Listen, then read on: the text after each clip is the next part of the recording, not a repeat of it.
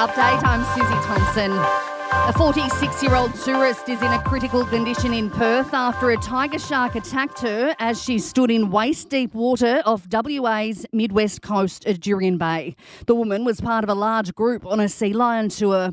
A man has died after being swept into surf at Yamba in the state's Northern Rivers region. The 24-year-old was in shallow water at the unpatrolled Pippy Beach at around 2:30 yesterday afternoon when he was swept away. He wasn't retrieved till about 6 p.m, by which time he was unable to be revived. A man has pleaded not guilty to the sledgehammer murder of his estranged wife north of Brisbane. Sean Robert Sturgis is accused of bludgeoning Jacqueline Sturgis to death at Narangba almost 4 years ago.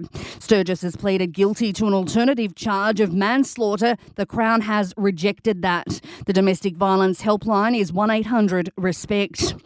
An Aussie helicopter pilot and 2 subcontractors from Papua New Guinea have reportedly been freed after they were kidnapped in a remote part of the country's highlands. Local media says the abductors wanted money for a compensation claim. They were released unharmed shortly after the Defence Force arrived.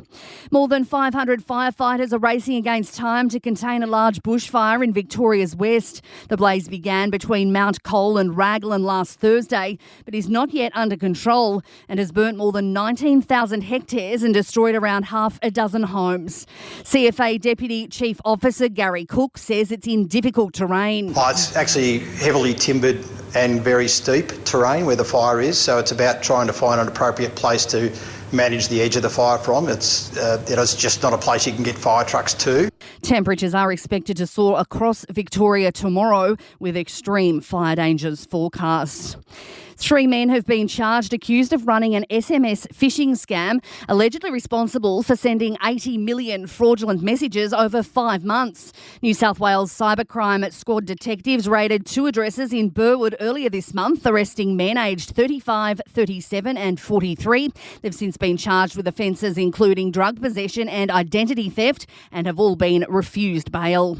Sport and entertainment are next. In sport, WA has beaten New South Wales in the One Day Cup cricket final by 5 wickets. Bowler Joel Paris says it's been a challenge to secure their 3rd Marsh Cup title in a row. In the last couple of years, we've been on top right from the start of the competition, and we've been able to, ease our way into the final. Where this year we had to scrap and fight, and the guys played, 20 guys throughout the tournament, and there was 11 out there yesterday, but a whole squad mentality. Port Adelaide's Sam Powell-Pepper has been sent straight to the tribunal for a bump that left Adelaide's Matt Keane concussed. The match review officer has graded the incident as careless, severe impact and high contact, recommending a ban of at least 3 weeks. In entertainment news, the Disney classic Mary Poppins is the latest to come under the microscope for discriminatory language. 60 years after its release, the age rating has been raised from Universal to PG by the British Board of Film Classification. And actress Amy Schumer has revealed she's been diagnosed with Cushing's syndrome. It occurs when a person has elevated levels of cortisol, the body's primary stress hormone. Schumer's gone public with her diagnosis after internet comments about a puffy face. And that is the latest from the Nova podcast team. We'll see you later on for another update. I'm Susie Thompson.